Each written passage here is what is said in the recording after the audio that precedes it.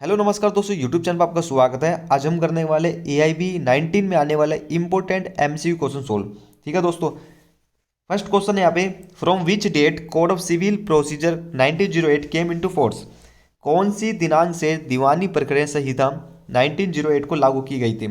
CPC को कब लागू किया गया था। देखो, इससे 3 से 4 क्वेश्चन ऐसे पूछे जाते हैं। ये IPC कब लागू की गई, एडवोकेट एक्ट कब लागू किया गया। ओके, तो इस तरीके से जितने भी बेर एक्ट हम लेके जाते हैं एग्जाम देने के लिए, तो उसमें से मिल जाते हैं। ओके, तो इस तरीके से जो है प्रैक्टिस होती है। यहाँ पे जो है CPC कब लागू की गई थी, इसका आंसर है डी है। 1 जनवरी 1908 को CPC को लागू किया गया था, जो कि हमारे जो फ्रंट पेज पे जो हम देखते हैं स्टार्टिंग से सेक्शन 1, उसमें भी लिखा रहता है भाई। ओके, डेट, इन्फोर्समेंट डेट, और ठीक है came into force. Okay, next question, second question है, decree decree as defined by section 2। मतलब कि डिक्री में डज नॉट इंक्लूड, सिविल प्रक्रिया संहिता 1908 की धारा 2 में परिभाषित डिग्री में सम्मिलित नहीं है। डिग्री में क्या नहीं है। ओके, डिग्री में क्या नहीं है, तो इसका आंसर हो जाएगा D, any order of dismissal for default. व्यक्ति क्रम हेतु खारिज करने का कोई आदेश, ये डिग्री में नहीं है। बाकी सब जो है डिग्री के अंदर आते हैं। ओके, जब हम डिग्री की परिभाषा देखते हैं डेफिनेशन के अंदर, ओके, ये सब preliminary degree, rejection of plaint, वाद पत्र का नामंजूर किया जाना, determination of any question with in section 144 CPC। Okay, तो इस तरीके से जो है इसका आंसर डी है, डिग्री डज नॉट इंक्लूड। तीसरा क्वेश्चन भी ये है कि डिग्री में क्या शामिल नहीं है। अब डिग्री का जो है हम डिग्री पढ़ते हैं तो उसके अंदर देखिए क्या शामिल नहीं है, तो रिजेक्शन ऑफ प्लेंट डिग्री के अंदर है। ओके, सेक्शन 144, ओके, धारा 144 के भीतर के किसी प्रश्न का अवधारणा करना, डिटर्मिनेशन ऑफ एनी क्वेश्चन, ये शामिल है। सी नहीं है, any order of dismissal for default, व्यक्ति क्रम के लिए खारिज करने का कोई आदेश, इसका आंसर सी है। ओके, ये डिग्री में शामिल नहीं है। नेक्स्ट क्वेश्चन है, in which section of civil procedure code suit of a civil nature. ठीक है, अब सिविल नेचर का जो सूट है, सिविल प्रकृति का वाद है, कौन से सेक्शन के अंदर है, कौन सी धारा के अंदर है, इसका आंसर बी है, धारा 9 के अंदर बताया गया है। क्वेश्चन नंबर 5 बोलता है कि jurisdiction of civil court can be barred by, सिविल न्यायालयों की अधिकारिता बाधित की जा सकती है, ये सेक्शन 9 का ही है। Okay, jurisdiction of civil code can be barred, जब भी बार्ड आती है, बार्ड जो ऑप्शन है मतलब बाधित की जाती है अधिकारिता, तो ये क्या होती है, एक्सप्रेस्ड और एक्सप्रेसली और इम्प्लाइडली। ओके, अभिव्यक्त या विवक्षित रूप से की जाती है, इसका आंसर ए हो जाए, सी इसका आंसर हो जाएगा। ओके, जब हम सेक्शन 9 को जब हम पढ़ते हैं CPC के अंदर, भाई सब्जेक्ट मैटर जुरिस्डिक्शन है, सिविल न्यायालय की अधिकारिता जो है सब्जेक्ट मैटर जुरिस्डिक्शन है। ओके, और पेक्यूनरी जुरिस्डिक्शन है, और जो है टेरिटोरियल जुरिस्डिक्शन है। तो इस तरीके से जुरिस्डिक्शन है, उसके अंदर हम जब देखते हैं सेक्शन 9, उसी के अंदर ये सब बात की गई है। सी इसका आंसर है। नेक्स्ट क्वेश्चन है, धूला भाई, अब केस लो, कुछ केस लो इंपॉर्टेंट जो केस लो बता देता हूँ। धूला भाई versus state of MP is related विच, ठीक है, which of the following. Dhula भाई बनाम मध्य प्रदेश राज्य का बात CPC में किससे रिलेटेड है। ओके, धूला भाई वर्सेस स्टेट ऑफ जो MP है। ओके, इसका जो ये जो केस है जो ये रिलेटेड है, ये जुरिस्डिक्शन ऑफ सिविल कोर्ट से रिलेटेड है। ओके, जुरिस्डिक्शन, ये ध्यान रखना, जुरिस्डिक्शन सिविल न्यायालय के क्षेत्राधिकार से संबंधित है। नेक्स्ट क्वेश्चन है, which of the following section of CPC stay deal with stay of suit. सिविल प्रक्रिया संहिता के निम्नलिखित में से कौन सी धारा वाद के स्थगन से संबंधित है। Okay, stay of suit simple, section 10। Section 9 क्या कहता है, सिविल नेचर, सेक्शन 10 बोलता है स्टे ऑफ सूट। ओके, इसका आंसर है बी, धारा 10। अब धारा 10 में स्टे ऑफ सूट है। ओके, रेस सब जुडिस है, ये सब जो है सेक्शन 10 के अंदर मिलेगा। देखो वही क्वेश्चन आ गया है, द टर्म रेस सब जुडिस मीन्स न्यायाधीश, न्यायाधीन विषय, रेस सब जुडिस जो है इसका मतलब क्या है, इसका आंसर ए हो जाएगा, स्टे ऑफ सूट, वाद को रोक दिया जाना। ठीक है, वाद को रोक दिया जाना, ये मतलब है। नेक्स्ट क्वेश्चन है, what does the provision of section 11 of civil procedure code. Section 11 जो है, सेक्शन 11 बात करता है रेस जुडिकाटा, ए इसका आंसर हो जाएगा। ओके, रेस जुडिकाटा, प्राण न्याय का सिद्धांत। रेस जुडिकाटा जब हम पढ़ते हैं कि भाई सेम जो टाइटल, सेम सब्जेक्ट मैटर जो है अगेन जो है दोबारा से केस नहीं डाल सकते एक जैसा। भाई एक केस तो चल ही रहा है, दोबारा भी वही केस डाल दिया सेम टू सेम, तो ऐसा नहीं हो सकता है। ठीक है, या तो उसकी अपील या फिर रिवीजन इस तरीके से की जा सकती है। तो 9 जो है सिविल नेचर है, 10 आपका रेस सब जुडिस। ओके, 11 जो है रेस जुडिकाटा के बारे में बताया गया है। नेक्स्ट है the doctrine of res judicata as contained in section 11 is barred on which maxim. अब जो सेक्शन 11 है दोस्तों, सेक्शन 11 के अंदर भी 3 मैक्सिम आती है। ठीक है, 3 जो मैक्सिम है वो आपको जो है निकाल लेनी है, नहीं तो इसका नोट्स जो आपको मैं टेलीग्राम पे जो कर लेना उसमें दिखा दूँ, दे दूँगा। ओके, तो सेक्शन 11 की इंपॉर्टेंट जो है 3 मैक्सिम आती, 3 मैक्सिम है। ओके, और वो कौन सी है, इसमें जो है इंपॉर्टेंट जो है इसका आंसर देखो, इसके अंदर बोला है कि कौन से मैक्सिम है, इसका आंसर बी है। ओके, इंटरेस्ट रिपब्लिकेट अट सिट फिनिश लिटियम। ठीक है, बी इसका आंसर हो जाएगा, सेक्शन 10 का बी है। ओके, ये मैक्सिम आती है। प्रिंसिपल ऑफ, अब देखो मैक्सिम का क्या है कि भाई ये मैक्सिम जो है आप बेयर एक्ट लेकर जाओगे एग्जाम में, तो बेयर एक्ट में मैक्सिम नहीं लिखी होगी, तो आपको मैक्सिम की भी प्रैक्टिस करनी पड़ेगी। 2 से 3 क्वेश्चन मैक्सिम के आते हैं। तो जो आईपीसी के क्या कौन सी मैक्सिम है, आईपीसी में जैसे 5-6 मैक्सिम है, इस तरीके से सीपीसी के है जो भी इंपॉर्टेंट मैक्सिम है उसको प्रैक्टिस करना।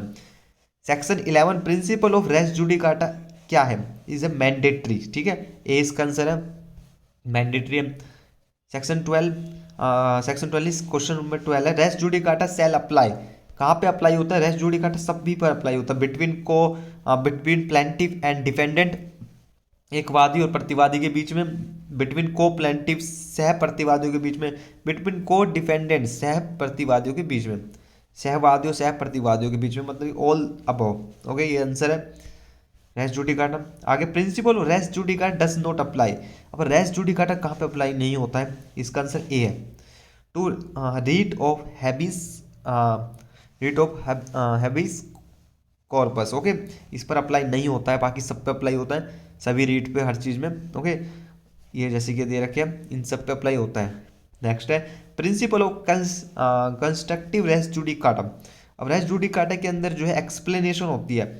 अब कितनी है, 8 एक्सप्लेनेशन है इसमें। इंपॉर्टेंट जो है ये दे रखे कंस्ट्रक्टिव रेस जुडिकाटा। ओके, इसका आंसर क्या हो जाएगा, कंस्ट्रक्टिव रेस जुडिकाटा, इसका आंसर बी है, एक्सप्लेनेशन 4। ओके, सेक्शन 11 एक्सप्लेनेशन 4, 6, 8, तो ये जो है इंपॉर्टेंट एक्सप्लेनेशन है।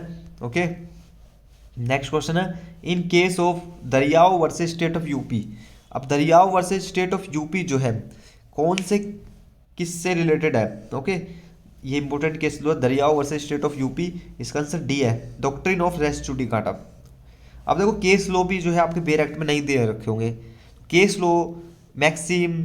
ओके, तो इस तरीके से जो है आपको इनकी प्रैक्टिस करनी है, तो इसका आंसर डी है, doctrine of res judicata. Next है under section 15 of CPC every suit shall be instituted in. Civil प्रकरण संहिता की धारा 5 के अंतर्गत सभी वाद दायर किए जाएंगे। अब सेक्शन अब 15 है, 3, 6 और 15, ये जो है पेक्यूनरी जुरिस्डिक्शन की बात करता है, मतलब कि पैसों से रिलेटेड, मतलब कि मनी जो है वैल्यूएशन होती है भाई किसी प्रॉपर्टी की, है ना, तो कौन से कोर्ट में जाएगा, इस तरीके से जो है। अब इसका आंसर बी हो जाएगा, 16 का बी इसका आंसर हो जाएगा, the court of lower grade. मतलब कि अब कोई भी जो केस जाएगा प्रॉपर्टी का हमेशा नीचे से स्टार्ट होगा ना, डायरेक्ट हाई कोर्ट में थोड़ी डाल देंगे, इस तरीके से जो है इसमें बताई गई है। नेक्स्ट है where may suit for partition of immovable property be instituted. Okay, स्थावर संपत्ति के बंटवारे के लिए वाद कहाँ संस्थित होगा।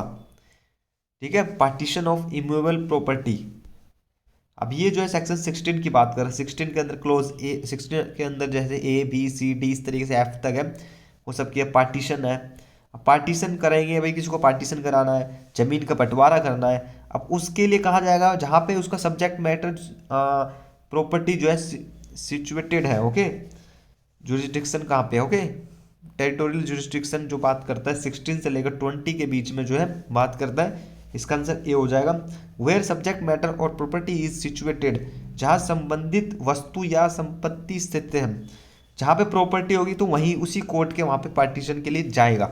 Okay, next question, suit shall be instituted for compensation for wrongs to person where, शरीर के प्रति किए गए अपकार के लिए प्रतिकर के लिए वाद दायर किया जाएगा जहां। अब देखो suit suit shall be instituted for compensation, अब ये था ना कंपनसेशन और रॉन्ग, ठीक है, उसके लिए जो है कहाँ जा सकता है? ओके भाई, ए ने जो है बी को मार दिया, बी को थप्पड़ मार दिया, बी को भाई अपना कंपनसेशन चाहिए, भाई ये तो गलत किया है, ठीक है। तो इस तरीके से वो कहाँ जा सकता है? इस तरीके से जैसे मानहानि का केस डालना है उस तरीके से, और कंपनसेशन के केस, तो at the option of plaintiff any, कहीं पे भी जा सकता है वो, अपने जगह पे भी जा सकता है, जहाँ पे उसको मारा वहाँ भी जा सकता है, कहीं पे भी वो जो है अपने ऑप्शन मिलेंगे उसको वहाँ पे जा सकता है। ओके, नेक्स्ट क्वेश्चन है, objection as to place to suing shall be allowed in the court of first instance. Okay, वाद संस्थित करने की आपत्ति प्रथम बार के न्यायालय में स्वीकृत होगी। यह सिविल प्रक्रिया की कौन सी धारा में बताएगा? मतलब फर्स्ट इंस्टांस। ओके, सबसे पहले कहाँ पे? तो इसका आंसर हो जाएगा डी, इसका आंसर है सेक्शन 21। ओके, आपत्ति प्रथम बार। ओके, ऑब्जेक्शन, देखो ऑब्जेक्शन की बात कर रहे हैं यहाँ पे, जो टेरिटोरियल जुरिडिक्शन होती है वो 16 से लेकर 20 तक होती है। 21 जब हम देखते हैं ऑब्जेक्शन की बात करता है, डिफेंडेंट जो है ऑब्जेक्शन रेज कर सकता है कि भाई ये जुरिडिक्शन नहीं आती है, ये प्रॉपर्टी जो है गलत, प्रॉपर्टी जो है इस कोर्ट में नहीं जाएगी, इस प्रॉपर्टी का मैटर दूसरी कोर्ट में जाएगा, तो डिफेंडेंट जो है रेज कर सकता है उस इसमें कि ऑर्डर 7 रूल 10, जिसमें कि रिटर्न ऑफ प्लेट जो है हो सकती है उसके अंदर, है ना। नेक्स्ट क्वेश्चन है, the provision for the institution of suit is given in which section. वादों का संस्थित करना ये कौन सी धारा के अंदर है? धारा 26 के अंदर। वाद को संस्थित करना, कोई भी जो कि सूट होता है उसका इंस्टीट्यूशन 26 में है। रेड विद, आप इसको साथ पढ़ना चाहते हो तो ऑर्डर 4 पढ़ सकते हो, उसके अंदर भी है। ओके, सेम वही मैट जो भी सूट तैयार किया जाता है इसी के अंदर। ओके, 26 और 4। ओके, नेक्स्ट क्वेश्चन है, section 25 of CPC provides for which of the following. Section 25 धारा 25 में किसके बारे में बात की गई है? दोस्तों धारा 25 जब हम बेर एक्ट आपने पढ़ा हो या नहीं पढ़ा हो, आप बेर एक्ट देखो और मुझे कमेंट बॉक्स में बताइए कि धारा 25 के अंदर किसकी बात की गई सीपीसी के अंदर। Power of supreme court to transfer suit, power of high court to transfer suit, power of district court to transfer suit. भाई सूट को ट्रांसफर जो करना है, भाई प्लेंटिफ डिफेंडेंट बोलता है भाई मुझे यहाँ पे ये सूट दूसरी जगह अपने इस एरिया में ट्रांसफ़र करवाना है, तो जो है किसके पास पावर है कि ट्रांसफ़र कर दे? सेक्शन 25 धारा 25 के अंदर। ओके, तो ये चारों ऑप्शन आप देखो और मुझे कमेंट बॉक्स में बताइए कि इसका आंसर क्या होगा। बेर एक्ट देख कर बताओ, ठीक है, क्या हो सकता है इसका आंसर। मिलते हैं नेक्स्ट वीडियो में, धन्यवाद, जय हिंद, जय भारत।